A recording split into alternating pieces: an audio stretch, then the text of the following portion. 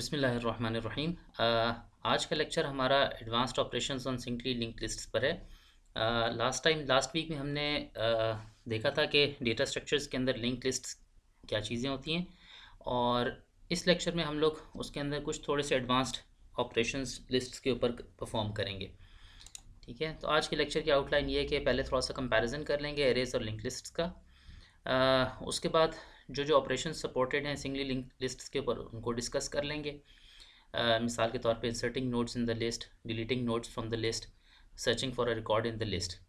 फिर इसको थोड़ा सा इम्प्लीमेंटेशन इसकी देख लेंगे, और इसकी इम्प्लीमेंटेशन में ख़ास तौर पे इस चीज़ पे हम फोकस करेंगे कि बेहतर तरीक़ाकार इम्प्लीमेंट करने का क्या है। लास्ट टाइम हमने एक इम्प्लीमेंटेशन देखी थी, उस इम्प्लीमेंटेशन को हम इम्प्रूव करना चाहेंगे और उसके अंदर कुछ फंक्शनैलिटी ऐड भी करेंगे। इसी तरह नेक्स्ट लैब जो आपकी होगी इस वीक के अंदर, वीक 3 के अंदर, उसके अंदर हम देखेंगे कि हमारा जो नोड का स्ट्रक्चर है, जिस तरह से हम इम्प्लीमेंट कर रहे हैं, उसको हम थोड़ा सा रीडिफ़ाइन करेंगे। अगेन उसका रीज़न ये है कि हम उसको ज़्यादा जेनेरिक बनाना चाहते हैं, ज़्यादा रोबस्ट बनाना चाहते हैं, और हम चाहते हैं हर तरह का डेटा हमारी एक नोड में आ सके। एग्जाम्पल केस के तौर पे आपकी जितनी नोड्स हैं उनके अंदर न्यूमेरिक डेटा है, नंबर्स हैं, ठीक है। लेकिन प्रैक्टिकल एप्लीकेशंस में ज़रूरी नहीं कि नोड के अंदर जो डेटा है it is restricted two numbers, बल्कि हर किस्म का डेटा हो सकता है, ठीक है। तो उसको हम किस तरह इम्प्लीमेंट करते हैं अपने सी के प्रोग्राम में, ये भी हम आज के प्रोग्राम में इंशाल्लाह आज के लेक्चर में देखेंगे। तो लिंक लिस्ट्स और एरेज के अंदर जो डिफरेंस है from the point of view of memory allocation या मेमोरी ऑर्गेनाइजेशन, मेमोरी में किस तरह से उनकी रिप्रेजेंटेशन है, वो इस फिगर से वाजे हो सकती है। एरे के अंदर जितने भी एलिमेंट्स हैं वो सारे कंटिगुअस मेमोरी लोकेशंस पर हैं, और इंडेक्स की मदद से हम उनको एक्सेस कर सकते हैं, ठीक है। मिसाल के तौर पे एक एरे ऑफ कैरेक्टर्स है ABCDEF, तो इसके इंडेक्सेस 0 से लेके 5 तक है, ठीक है, और ये कंटिगुअस मेमोरी लोकेशंस पर एग्जिस्ट करते हैं। ए जिस एड्रेस पर है तो इमीडिएटली नेक्स्ट एड्रेस बी का होगा, उससे नेक्स्ट एड्रेस सी का होगा, so on and so fourth, ठीक है। इसको अगर हम कंपेयर करें विद द लिंक लिस्ट, तो लिंक लिस्ट में ऐसा नहीं है। लिंक लिस्ट के अंदर हमारे पास जो यूज़र है, यूज़र ऑफ द लिस्ट या प्रोग्रामर है उसके पास एक पॉइंटर होगा, स्टार्ट पॉइंटर, जिसको हम हेड कहते हैं। बाज़ इम्प्लीमेंटेशंस के अंदर एक टेल पॉइंटर भी मेंटेन किया जाता है, लेकिन इट इज़ नॉट नेसेसरी। इस फिगर में जो दिखाया हुआ है और सब्सिक्वेंट एनिमेशंस में हम देखेंगे कि एक हेड पॉइंटर और एक टेल पॉइंटर, इन दो पॉइंटर्स की मदद से एक लिंक लिस्ट को इम्प्लीमेंट किया हुआ है। तो कंट्रास्टिंग विद एरे के अंदर हमें पता है कि एक एरे है जो 0 से लेकर 5 तक उसके इंडेक्सेस है, हर इंडेक्स के ऊपर कोई ना कोई वैल्यू पड़ी हुई है, और मेमोरी में ये कंटिगुअस लोकेशंस पर हैं। इसको कंट्रास्ट अगर करें लिंक लिस्ट के साथ, तो इसके अंदर हमारे पास एक हेड पॉइंटर गिवन है, और इस पॉइंटर के ऊपर एक नोड है। नेक्स्ट नोड कहाँ पर है मेमोरी के अंदर, उसका प्रोग्रामर को कुछ नहीं पता, ठीक है, या प्रोग्राम को भी इटसेल्फ कुछ नहीं पता। वो नेक्स्ट नोड को एक्सेस कर सकता है एक पॉइंटर की मदद से, जो पॉइंटर हमारी नोड का हिस्सा है, और वो पॉइंट कर रहे हैं to a memory location where the next node is located, ठीक है।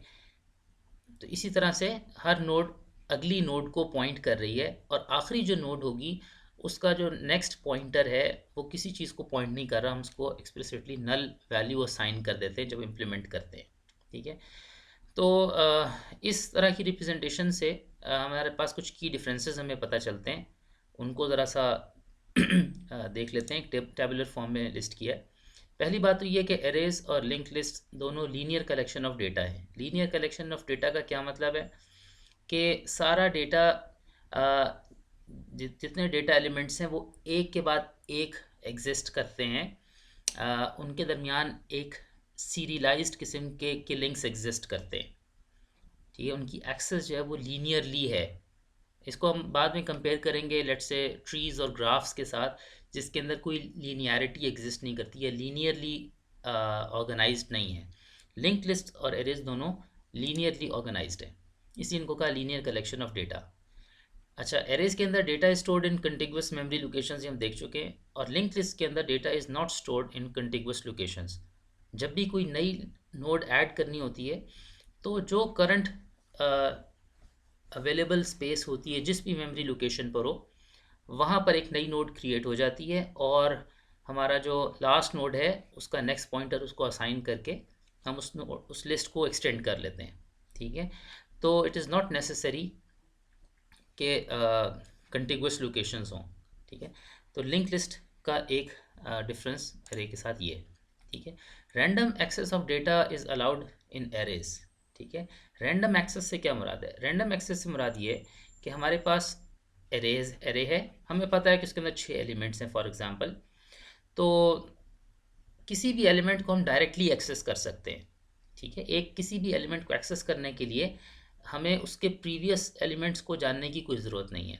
ठीक है, इंडेक्स लोकेशन नंबर 3 को एक्सेस करेंगे तो हमारे पास डी एक्सेस हो जाएगा इस पर्टिकुलर केस में। ठीक है, ए बी सी को हमें एक्सेस करने की ज़रूरत नहीं है, हम डायरेक्टली इंडेक्स प्रोवाइड करेंगे और उस इंडेक्स के अगेंस्ट हमें एक डेटा एलिमेंट डी मिल जाएगा। ठीक है, और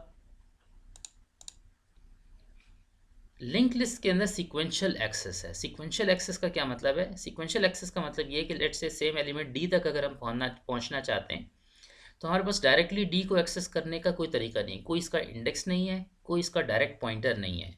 we are only given a pointer head. ठीक है, तो हेड से हम फॉरवर्ड मूव कर सकते हैं। ठीक है, ए से डायरेक्टली डी के ऊपर जंप नहीं कर सकते, हमें नहीं पता कि ये वाला एलिमेंट किस लोकेशन पर है। ठीक है, तो इस पॉइंटर ए के पॉइंटर की मदद से, पहली नोड के पॉइंटर की मदद से हम दूसरी नोड को एक्सेस करेंगे, उसके डेटा को देखेंगे, उधर से फिर हम तीसरे नोड को एक्सेस करेंगे, उसके पॉइंटर की मदद से हम चौथी नोड को एक्सेस करेंगे और हो सकता है तब हमें हमारा रिक्वायर्ड एलिमेंट डी मिल जाए।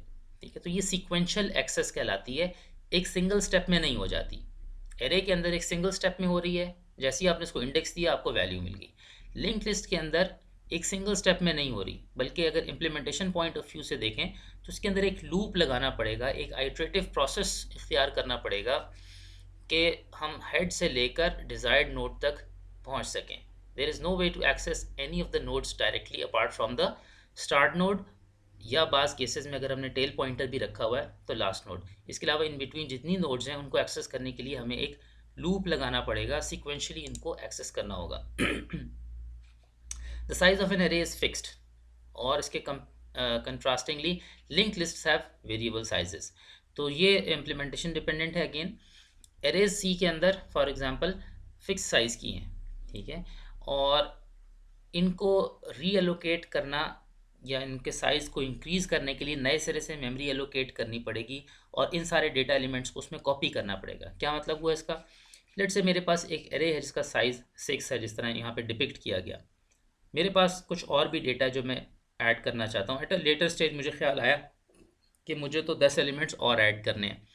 तो अब ये वाला डेटा तो फिक्स्ड है, अब मैं क्या करूँगा? अगर एरे की इम्प्लीमेंटेशन होगी तो मैं एक 16 एलिमेंट्स की एक एरे क्रिएट करूँगा, नई एरे बनाऊँगा। ये सारे 6 एलिमेंट्स उसके अंदर वन बाय वन करके कॉपी करूँगा और उसके बाद मेरे पास 10 लोकेशंस एक्स्ट्रा बच जाएंगी जिसके अंदर मैं मज़ीद 10 एलिमेंट्स ऐड कर सकता हूँ। ठीक है, ये जो एरे थी ये फिक्स्ड लेंथ की है, ना मैं इसका साइज़ कम कर सकता हूँ ना मैं इसका साइज़ बढ़ा सकता हूँ। जबकि लिंक लिस्ट ऐसी नहीं है। लिंक लिस्ट का क्या एडवांटेज है?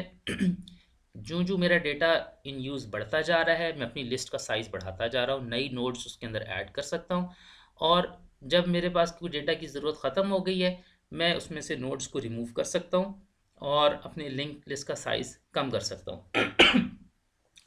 तो ये जो डायनामिक नेचर है लिंक लिस्ट की, इसका एडवांटेज एक तो ऑब्वियसली ये है कि डेटा के साइज़ पे डिपेंडेंट नहीं है। जितना डिपेंडेंट्स में आती कि जब इनिशियलाइज़ करते हैं लिंक लिस्ट को आप क्रिएट करते हैं उस वक्त डेटा का साइज़ मालूम होना ज़रूरी नहीं है। ठीक है, डेटा बाद में बढ़ जाता है, कम हो जाता है, इट कैन ऑलवेज रीएडजस्ट, नई नोड्स ऐड हो सकती हैं और एग्जिस्टिंग नोड्स रिमूव की जा सकती हैं। ठीक है, डिसएडवांटेज इसका ये हो रहा है कि हमें हर नोड के अंदर डेटा के अलावा एक पॉइंटर भी मेंटेन करना पड़ रहा है। ठीक है, तो जब हमारे पास डेटा के साइज़ के अंदर बहुत ज़्यादा वेरिएशन ठीक है, पहले से ना पता हो कि भाई डेटा किस साइज़ का हो सकता है, बहुत थोड़ा सा हो सकता है बहुत ज़्यादा हो जाए, उस वक्त लिंक लिस्ट बहुत अच्छी इम्प्लीमेंटेशन है। ठीक है, अगर पहले से पता है कि भाई डेटा का एक साइज़ फिक्स्ड है, चेंज नहीं होना, उस केस में एरे की इम्प्लीमेंटेशन बेहतर है। ठीक है, तो ये तो दोनों के दरमियान थोड़ा सा हो गया कंपैरिजन।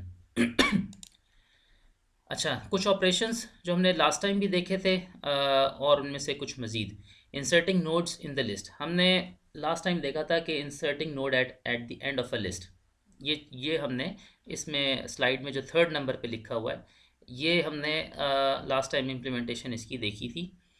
तो इस दफ़ा हम लोग inserting node at the start of a list, inserting node at a certain index, ठीक है, या इंसर्टिंग नोड बिफोर और after a certain value in the list, in topics को भी साथ में एक्सप्लोर करेंगे। अच्छा, inserting node at the start of a list, इसमें इन स्लाइड्स के अंदर एक तो ये एनिमेशन का इमेज है जो इसमें ऐड किया हुआ है, और नीचे इसका एक सूडो कोड लिखा हुआ है। सारी स्लाइड्स में आपको ये पैटर्न मिलेगा। पहले सूडो कोड को देख लेते हैं।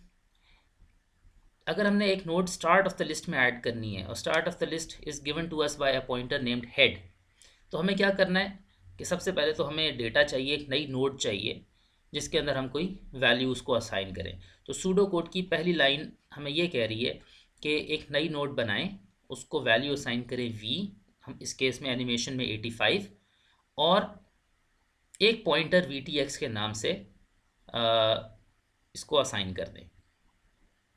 ठीक है, नेक्स्ट स्टेप में क्या करें कि vtx डॉट नेक्स्ट, उसका जो नेक्स्ट पॉइंटर है उसको इक्वेट कर दें हेड के बराबर, इसको असाइन कर दें द पॉइंटर हेड, जैसे कि एनिमेशन में भी आपको नज़र आ रहा होगा। और अब क्या करना है कि हेड को पीछे मूव करना है, vtx को पॉइंट करना शुरू हो जाए, ताकि हमारे पास जो नई लिस्ट है जिसके अंदर ये नोड ऐड हो गई 85, उसकी स्टार्टिंग नोड चेंज हो गई है, वो हेड बन गई है। तो ये चीज़ एनिमेशन के अंदर डिपिक्ट हो रही है। इस तरह से हम एक नई नोड इंसर्ट कर सकते हैं at the start of a list. इस इम्प्लीमेंटेशन को आप देखें तो इसके अंदर एक टेल पॉइंटर भी मेंटेन किया हुआ है। टेल पॉइंटर मेंटेन करने से एडवांटेज ये होता है कि अगर कोई ऑपरेशन आपने eight the end of the list perform करना है, मिसाल के तौर पे कोई नई नोड इंसर्ट करनी है after after the last node, तो वो बहुत इजी हो जाता है। आपको सारी नोड को ट्रेवर्स नहीं करना पड़ता, एक सीक्वेंशियल एक्सेस करने की ज़रूरत नहीं होती, बल्कि डायरेक्टली टेल को एक्सेस करके उसके आगे एक नया एलिमेंट अपेंड किया जा सकता है।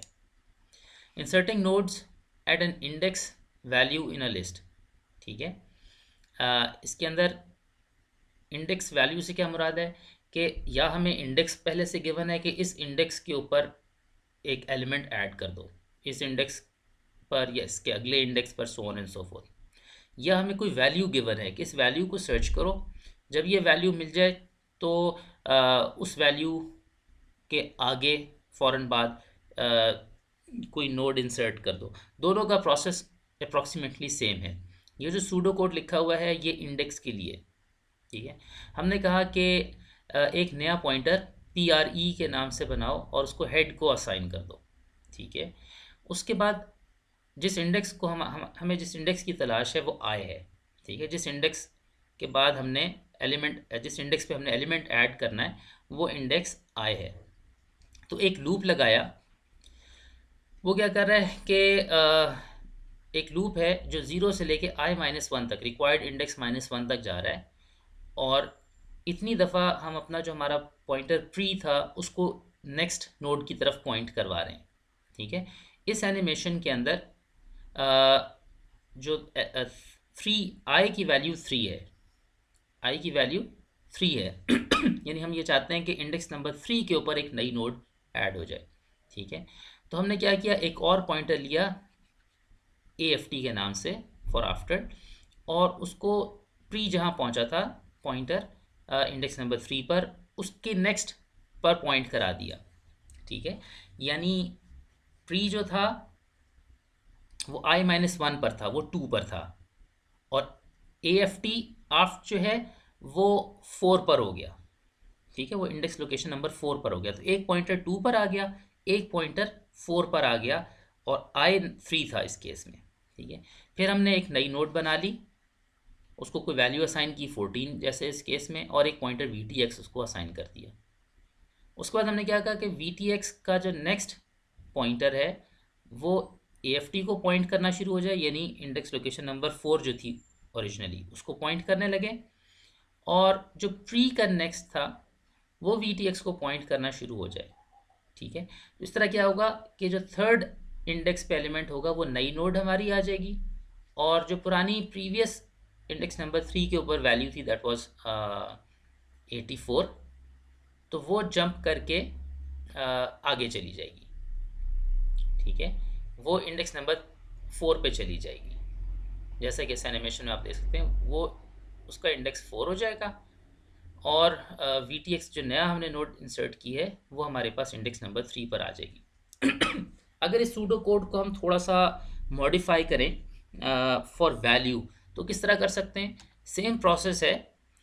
ये फॉर लूप जो नॉन वैल्यूज़ आई के इंडेक्स की वजह से नॉन वैल्यूज़ तक मूव कर रहा है, इसकी जगह फॉर एग्जांपल हम एक वाइल लूप लगा सकते हैं, और जिसमें कंडीशन ये होगी जब तक कि जो करंट वैल्यू है, ठीक है, जिस नोड को हम टेस्ट कर रहे हैं उसकी नेक्स्ट नोड की जो वैल्यू है, जब तक वो रिक्वायर्ड वैल्यू तक नहीं आ जाती, जब रिक्वायर्ड वैल्यू आ जाएगी फिर अगेन हम ये सेम प्रोसेस इख्तियार करके एक नई नोड उस वैल्यू के बाद इंसर्ट कर सकते हैं, उस वैल्यू के बाद भी इंसर्ट कर सकते हैं, उस वैल्यू से पहले भी इंसर्ट कर सकते हैं। Similar sort of pseudo code होगा, सिर्फ ये जो कंपैरिजन है ये चेंज हो जाएगा। ठीक है, यहाँ पे जो case less than i minus one है, तो इसके अंदर कोई वाइल लूप लग जाएगा जब तक कि P R E dot next, ये P R E dot value ये रिक्वायर्ड वैल्यू के बराबर नहीं हो जाती, तब तक हम इसको लूप को चलाते रहेंगे।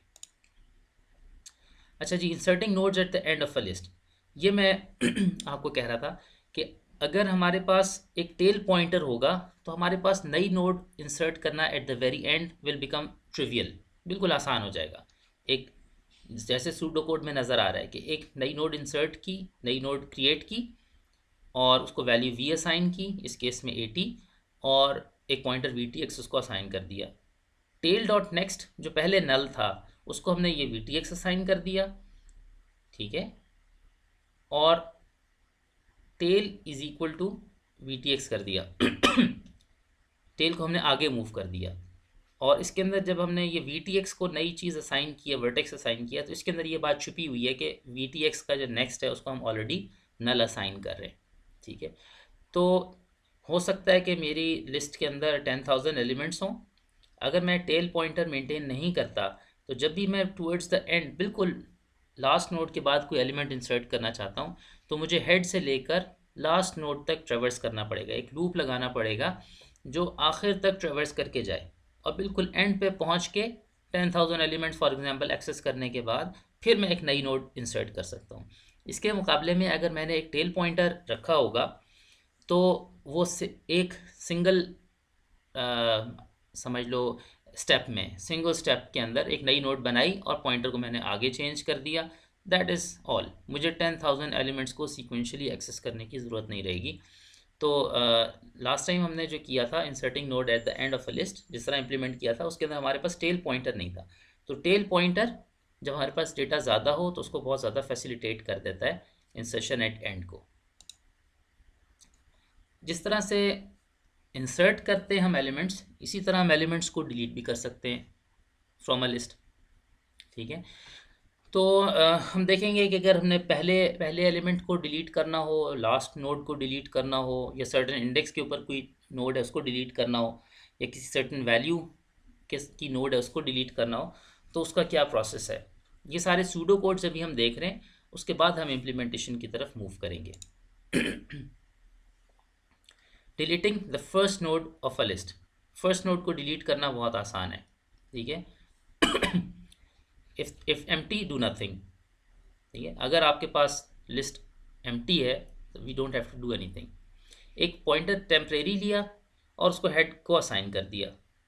ठीक है, हेड को मैंने नेक्स्ट पे मूव कर दिया, head is equal to head of next, head is assigned the next pointer of the current node. ठीक है, और उसके बाद मैंने जो टेम्प वाली नोड थी, जो प्रीवियस फर्स्ट नोड थी, इस केस में 49, उसको मैंने डिलीट कर दिया। डिलीट ये सी का सिंटेक्स नहीं है, ये सूडो कोड के अंदर ये चीज़ बता रहे हैं कि इस नोड को डिलीट करना है। ये आपको पता है कि जब आप सी के अंदर इम्प्लीमेंट करेंगे तो आप उसके लिए फ्री का फंक्शन कॉल करेंगे और उसको ब्रैकेट के अंदर आर्ग्यूमेंट के तौर पे एक पॉइंटर देंगे। अगर इस केस में टेम्प पॉइंटर है तो टेम्प आप उसको देंगे, तब वो नोड फ्री हो जाएगी। ठीक है, उसकी मेमोरी फ्री हो जाएगी। ठीक है, तो डिलीट करना फर्स्ट नोड को बहुत आसान है। Deleting the last node of a list, although कि हमारे पास टेल पॉइंटर है, लेकिन लास्ट नोड को डिलीट करना एक सिंगल स्टेप में नहीं हो सकता। ठीक है, उसकी वजह यह कि लास्ट नोड से सेकंड लास्ट नोड के ऊपर मूव करने का कोई ऑप्शन हमारे पास नहीं है। ठीक है, हम पीछे नहीं जा सकते, टेल से हम प्रीवियस एलिमेंट को एक्सेस नहीं कर सकते, क्योंकि ये जो इम्प्लीमेंटेशन है इसको हम कहते हैं सिंगली लिंक्ड लिस्ट। सारी जो डायरेक्शन है वो नेक्स्ट नोड की है, प्रीवियस नोड को एक्सेस करने का डायरेक्ट कोई तरीका नहीं है। इसीलिए सूडो कोड के अंदर आप देखें, starting from if empty do nothing, जाहिर बात है अगर लिस्ट के अंदर कोई एलिमेंट नहीं है तो there is nothing to be deleted. एक पॉइंटर प्री के नाम से लिया और उसको हेड को असाइन कर दिया। ठीक है, उसके बाद क्या किया एक और पॉइंटर लिया टेम्प और वो हेड के नेक्स्ट को असाइन कर दिया। ठीक है, फिर क्या कहा कि जब तक टेम्प का next is not equal to null, ठीक है, तो प्री को आगे मूव कराते रहे। ठीक है, इसमें एक चीज़ मिसिंग है, वो ये कि टेम्प को भी साथ साथ आगे मूव कराते रहे। ठीक है, टेम्प को भी हम आगे मूव कराते जा रहे हैं। ये वाइल का जो लूप है इसके अंदर pre is equal to pre dot next लिखा हुआ है, इसके अंदर जो चीज़ मिसिंग है उसके साथ ही हमने लिखना है कि temp is equal to next of temp. Temp को भी हमने आगे आगे मूव कराना है। ठीक है, इसको करेक्ट कर लेते हैं यहाँ पे।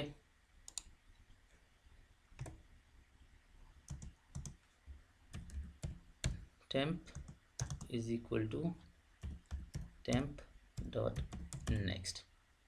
ठीक है, और वापस आ जाते हैं। तो इस लूप के अंदर हमने इन दोनों पॉइंटर्स को, प्री को भी और टेम्प को भी, दोनों को आगे मूव कराते जा रहे हैं। टेम्प एक स्टेप आगे है प्री से।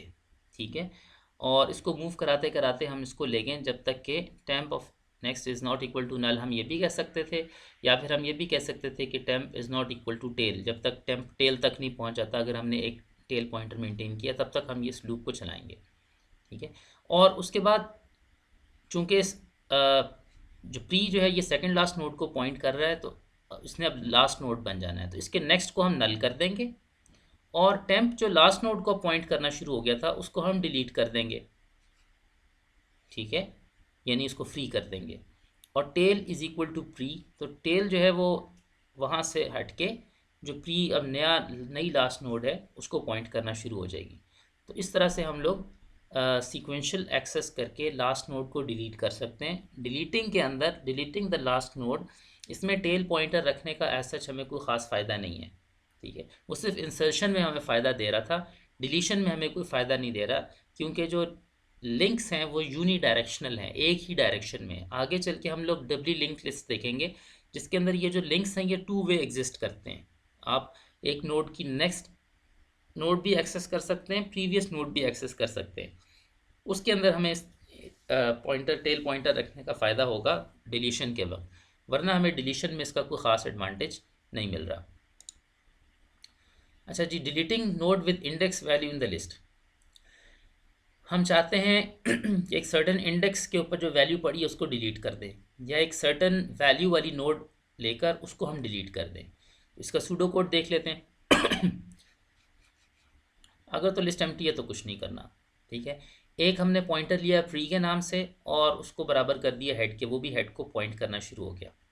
उसके बाद हमने इस ट्री को मूव करना शुरू किया, जो रिक्वायर्ड इंडेक्स है, इस केस में इंडेक्स नंबर 3 रिक्वायर्ड है, तो वहाँ तक i-1 तक हमने उसको मूव किया। यानी अगर इंडेक्स नंबर 3 रिक्वायर्ड है तो इंडेक्स नंबर 2 तक मूव किया ट्री को। ठीक है, और उसके बाद हमने एक नया पॉइंटर लिया डेल के नाम से, जिस नोड को हम डिलीट करना चाह रहे हैं, और उसको प्री के नेक्स्ट पर असाइन कर दिया। प्री इंडेक्स 2 वाले नोड को पॉइंट कर रहा था, तो डेल जो है वो इंडेक्स 3 जिसको हम डिलीट करना चाह रहे हैं उसको पॉइंट करना शुरू हो गया। और एक और पॉइंटर आफ्ट के नाम से, जो आफ्टर का शॉर्ट है, वो हमने लिया, जो डिलीट के नेक्स्ट को पॉइंट करना शुरू हो गया, यानी 3 से नेक्स्ट 4th को पॉइंट करना शुरू हो गया। उसके बाद हमने क्या किया कि हमने इस डेल वाली नोड को बाईपास कर दिया। उसके लिए हमने pre dot next is equal to आफ्ट कर दिया। तो दरमियान में जो डी ई एल वाली नोड थी, डेल वाली नोड थी, जो प्रीवियसली इंडेक्स नंबर 3 पे थी, उसको वो दरमियान में रह गई अलहदा से, उसको हमने पकड़ के डिलीट कर दिया, ये फ्री कर दिया उसकी मेमोरी को। तो लिंक जो है वो डायरेक्टली इस्टेब्लिश हो गया 677 नोड विद डेटा 77 और नोड विद डेटा 31। दरमियान में से जो इंडेक्स 3 के ऊपर 68 वैल्यू थी, ये वाली नोड हमने रिमूव कर दी। ठीक है, same process can be applied अगर हम बाय वैल्यू टेस्ट कर रहे होते। फिर बजाय फॉर लूप लगाने के जो के इंडेक्स के ऊपर चलता, फिर हम वाइल लूप लगा सकते थे जो वैल्यू को टेस्ट करता। ठीक है, वैल्यू को टेस्ट करता और उस बाकी प्रोसीजर सेम है। तो इस तरह से हम एक नोड को एट एन इंडेक्स या विद अ सर्टेन वैल्यू हम डिलीट कर सकते हैं फ्रॉम आवर लिंक लिस्ट। ये जो searching a list link list for a record है, ये बेसिकली वो स्टेप है जो हम यूज़ कर सकते हैं अगर हम किसी एक सर्टन नोड को सर्च करके उसको डिलीट करना चाहें या उसके बाद कोई नया एलिमेंट ऐड करना चाहें। ठीक है, तो लेट्स से कि कहा कि जिस नोड को हम तलाश करना चाह रहे हैं उसकी वैल्यू वी है। इस पर्टिकुलर केस में हमने कहा वो 12 को हम तलाश करना चाह रहे हैं, वी इक्वल्स टू 12। अगर तो लिस्ट एम्प्टी है तो रिटर्न नॉट फाउंड। ठीक है, अदरवाइज एक वेरिएबल इंडेक्स इक्वल टू 0 लिया और एक पॉइंटर टेम्प लिया जिसको हमने हेड के बराबर असाइन कर दिया। जब हमने कहा कि जब तक हमारे पास टेम्प का जो डेटा है, आइटम इस केस में हमने लिखा है, टेम्प का जो डेटा है वो वी के बराबर नहीं हो जाता, यानी वैल्यू 12 जो हम इस केस में तलाश करना चाह रहे हैं उसके बराबर नहीं हो जाता, तब तक हम इंडेक्स के अंदर भी एक इंक्रीमेंट करते जाएं और टेम्प के पॉइंटर को भी आगे मूव कराते जाएं। अगर टेम्प नल आ जाता है, इसका मतलब ये कि पूरी लिस्ट हमने छान ली और इसमें हमें वो वैल्यू नहीं मिली, तब तो नॉट फाउंड रिटर्न कर दें, अदरवाइज रिटर्न कर दें इंडेक्स। ठीक है, तो ये फंक्शन या ये सूडो कोड क्या कर रहा है, रिक्वायर्ड वैल्यू जो उसका इंडेक्स रिटर्न कर रहा है। एनिमेशन के अंदर आप देख सकते हैं कि ये प्रोसेस, ये जो सूडो कोड है ये इम्प्लीमेंट हो रहा है और जब इसको इंडेक्स 3 के ऊपर वैल्यू 12 मिल जाती है तो वो इसका इंडेक्स 3 रिटर्न कर देता है। तो इस तरह से हम किसी लिस्ट को सर्च कर सकते हैं फॉर अ सर्टेन रिकॉर्ड। अच्छा, यहाँ पहुँच के अगर हम इसकी थोड़ी सी इम्प्लीमेंटेशन की बात कर लें,